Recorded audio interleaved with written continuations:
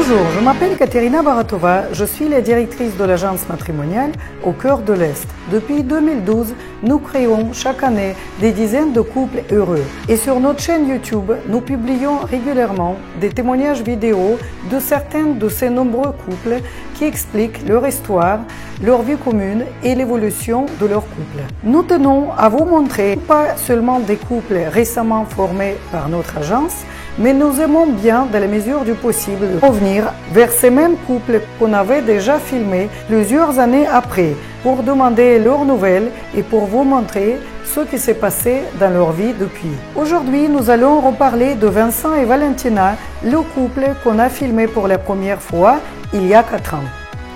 Voici le rappel de leur histoire très particulière, car à peine rencontrés, ils ont été confinés ensemble pendant plusieurs mois en début de l'épidémie de coronavirus. Nous sommes le 12 mai, c'est le deuxième jour de déconfinement et j'ai rendu visite tout de suite à un tout nouveau couple, Vincent et Valentina. Parce qu'on peut dire que leur histoire a eu une issue très positive, c'est un amour fou, grâce au confinement dû à l'épidémie de coronavirus. Je devais rester 5 jours et les 3 jours qui restaient, on a passé 3 jours ensemble, merveilleux.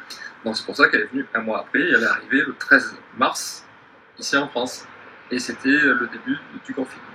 Mais ils ne savaient pas que les frontières allaient se bloquer, ils ne savaient pas. Même pas la possibilité de repartir. Donc on a dit, on verra ce qui se passera dans les mois à venir. Et non seulement vous ne vous êtes pas tués, de plus vous êtes maintenant inséparables. On est inséparables, on fait tout ensemble, ça se passe merveilleusement bien. И это не тяжело, как бы быть вместе с практически незнакомым человеком 2 месяца, при том, что никуда нельзя выйти. Нет, совершенно. Как-то так получилось, что абсолютно как будто уже 100 лет друг друга знаем и знакомы, как-то так легко. Je pense que le destin a beaucoup joué parce que si on n'avait pas eu le coronavirus, on aurait fait étape par étape et on aurait peut-être vécu ensemble qu'au bout d'un certain temps. Alors que là, d'avoir vécu 2 mois ensemble, ça nous a permis de pouvoir nous supporter l'un l'autre, de voir comment ça se passe entre nous et de voir aujourd'hui que dans quelques mois, on va sûrement se marier. Nous avons refilmé Vincent et Valentina en décembre 2020 car beaucoup d'événements se sont produits pendant les premiers mois de leur vie commune, notamment l'arrivée et l'installation en France du fils aîné de Valentina, Bogdan, leur mariage bien évidemment et la naissance de leur fille Aliona qui est âgée aujourd'hui de 3 ans. Je vois que vous attendez un heureux événement, ça c'est une surprise. Oui. Et vous êtes mariés entre-temps. On s'est mariés entre-temps, tout à fait. Nous sommes arrivés aux alentours du 15 août. Et là, elle est définitivement ici avec Bogdan. Donc vous avez fait tous les projets, mariage, bébé, tout de suite. Mais super, super. Oui, après moi c'est mon point de vue. Après chacun pense différemment, mais pour moi il n'y a pas de vitesse dans la vie. Faut prendre comme ça vient. Aujourd'hui, 4 ans plus tard, ils habitent toujours dans le même village, près de Gap, mais ils ont déménagé dans un appartement plus spacieux. Vincent travaille toujours en tant que pompier bénévole et infirmier en hôpital de Gap, et Valentina, qui était comptable en Ukraine, a suivi plusieurs formations professionnelles et est devenue pâtissière.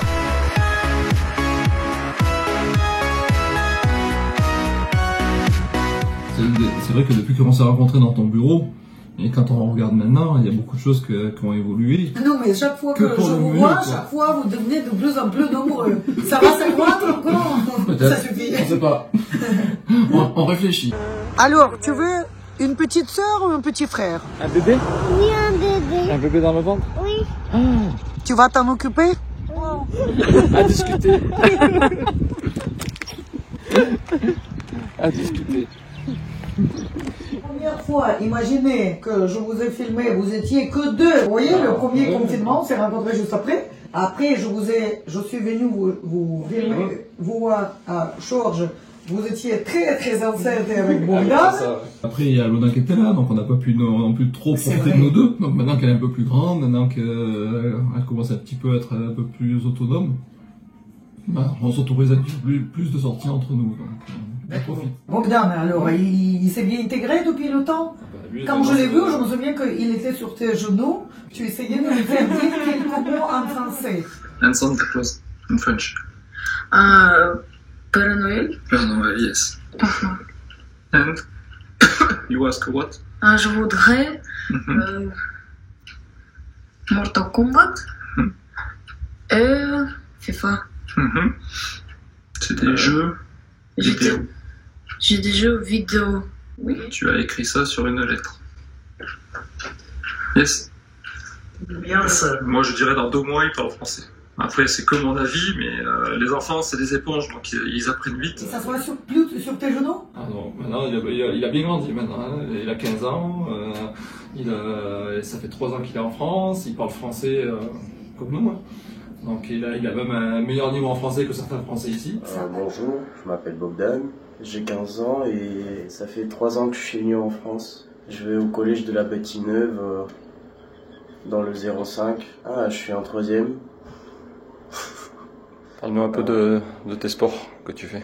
Je fais du handball pendant les UNSS et je fais du foot tous les lundis et mercredis et j'ai le match samedi ou dimanche. C'est hallucinant. Oui, Hallucinant. Il a bien progressé, hein. Ça s'est super bien passé, il s'est bien adapté, il est en 3e et donc il s'éclate et puis l'année prochaine il rentre au collège, donc il va... Au lycée. Au lycée, pardon. Il s'est refait une ville, il s'est bien intégré, il se sent bien intégré aussi. Et qu'est-ce que tu envisages de faire à l'avenir?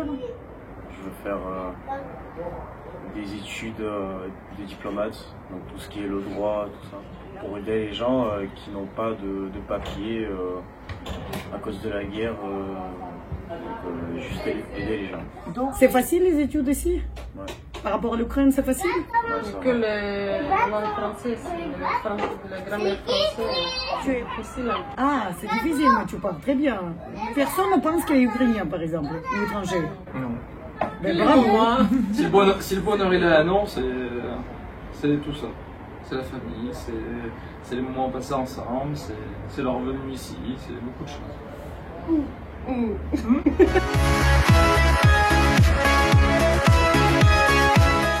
Et puis, ce que tu as passé récemment? Raconte-nous Quoi? que tu as eu ton permis de conduire. Oh, c'était très stressant pour moi parce que mon moniteur, il m'a dit, tu n'es pas prêt, il faut décaler ton jour d'examen. Il m'a dit, si tu rates ton examen, après, c'est très stressant, quelque chose comme ça. Je lui dis, arrête, je suis ukrainienne. Si je ratais mon examen, pour moi, c'est pas le stress. Et tu as réussi du premier coup. Oui. Mais en tout cas, moi j'avais confiance en elle, j'ai dit vas-y, tu vas voir, ça va bien se passer. Oui, si j'ai raté, mais... C'est ça, si Tu tu n'as rates, pas tu rates. Non, raté. Et là, j'ai en de la chance. en plus, on a regardé les résultats, elle a eu 39 sur 40. Et le coude aussi. Elle a eu du premier Le premier coup. coup. Le coude aussi. Oui, le code aussi, Vincent n'oublie jamais que leur amour est né à Kharkiv. Il profite de chaque possibilité pour faire de petits clins d'œil à Valentina sur son pays natal qui lui font chaud au cœur. Comment tu as fait pour immatriculer la voiture Kharkiv? Ça se fait? N'importe quoi, tu peux écrire sur la plaque? Sur Internet, Vincent, tu as immatriculé ta voiture Kharkiv. Classe. la voiture à maman.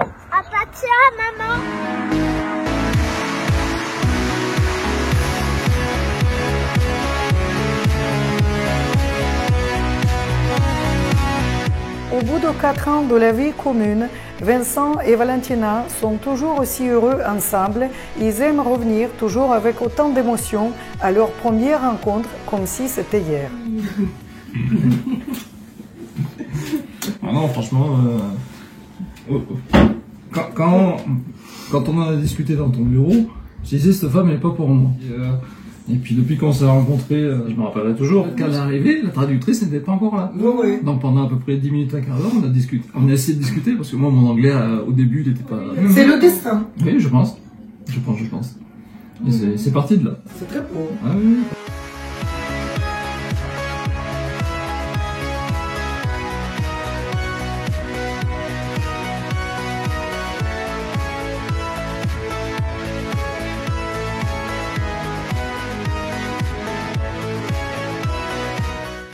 Et le beau-père, il est avec vous depuis quand? Ouais, ça fait 2 ans. Depuis 2 ans, elle est avec vous. Oui. Pour toute la durée de la guerre. C'est ça. Давай, расчешем меня, дочь. Давай, причешем. Алена, смотри.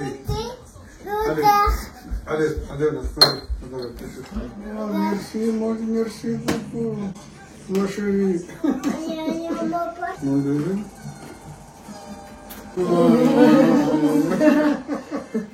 Et donc, vu qu'on était là-bas, on n'avait que 2 chambres. Et Bogdan donc, partageait la chambre avec son grand-père. Et donc après, ben, j'avais un dîner, j'ai dit il faut qu'on trouve plus grand. Et donc j'ai commencé un peu à chercher avec des propriétaires privés, mais il n'y avait rien. Et après, je suis passé par les HLM. Je savais qu'ici, il y avait des... Mais ça, c'est pas un HLM. Si.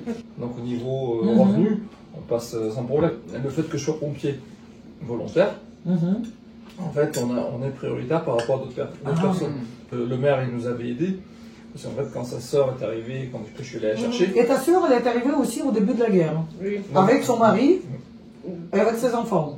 On est allé chercher là. Donc je te disais, on va en Pologne pour aller chercher la famille. Plus une cousine qu'on a récupérée aussi, avec son enfant. La grand-mère, ta grand-mère, elle est à Kharkiv? Ici. Ah, ici aussi. La mère de ton père? Non. La mère de sa mère. Ah. Bon. Vincent, combien d'Ukrainiens as-tu fait venir ici? Ouais, on a à peu près une quinzaine. Au début, c'est vrai que ça a beaucoup changé, donc franchement, on a fait ce qu'il fallait faire. Tout cadré, ils ont leurs papiers, ils sont gérés un petit peu par France Terre d'Asile. Donc quand il y a besoin de rendez-vous à la préfecture, c'est eux qui gèrent. Moi, j'ai plus à m'occuper de ça, donc déjà, je suis un peu plus tranquille. Tout ce qui est alimentaire, j'avais tout mis en place, donc eux aussi, quand ils ont besoin d'aller chercher des aliments, tout ce qui est Croix-Rouge, tout ce qui est secours oculaire, tout ce qui est association spécifique, ils peuvent aller chercher de la nourriture. Et alors, tu es content? Pour moi, ce que j'ai fait, oui, je suis content. On a fait ce qu'il fallait faire. Non, mais... ça change une vie, ça, de ce côté-là, on peut pas le nier. Je vais pas dire que je suis fier de ce que j'ai fait, mais au moins, ce que j'ai fait, je l'ai fait pour les autres. Ils aimeraient être chez eux. Ils veulent partir dès que la guerre s'arrête, c'est ça? Oui, ils aimeraient retrouver leur habitude, ils aimeraient faire un petit peu tranquille. D'accord. Получается, 6 внуков, да? Видите, и все теперь во Франции. Две двойняшки 7 лет, пацану там, внуку 10 лет. Ну, а старший-то 26. Нехорошее событие. Да, кто бы знал, кто же знал. И когда оно наладится, неизвестно. Ну да. Si la guerre s'arrête et si toute cette grande famille retourne en Ukraine, ça te fera bizarre du coup. Ça fera vite. Ça c'est sûr. Это я говорю Винсану, что вас же тут так много родственников. Я говорю, ему будет странно, если война закончится, и все уедут. Ну, он к вам привык. Depuis la guerre, tu as beaucoup fait aussi pour l'Ukraine, sans parler de la famille de Valentina, c'est ça? En fait, quand on est allé, on avait un fourgon. J'ai fait entre guillemets un message. Genre, s'ils veulent donner quelque chose pour l'Ukraine, moi j'emmène et on emmène tout ça là-bas. Et on est parti avec un camion plein. C'est vrai? Plein de chez plein. Ça pouvait être des livres, ça pouvait être des habits, ça pouvait être de la nourriture, ça pouvait être... qu'est-ce qu'il y avait encore? Il y avait tellement... En fait, on envoie à peu près tous les 3-4 mois un gros camion, mais rempli avec du matériel médical, des lits, des fauteuils roulants, tout du matériel qui peut aider pour là-bas. J'aurais pas pu trouver mieux de ce côté. J'ai trouvé une perle rare. Ça, de ce côté-là. Ça, je suis content de voir que ça change pas. Ah oui, et ça changera pas. Tu vois?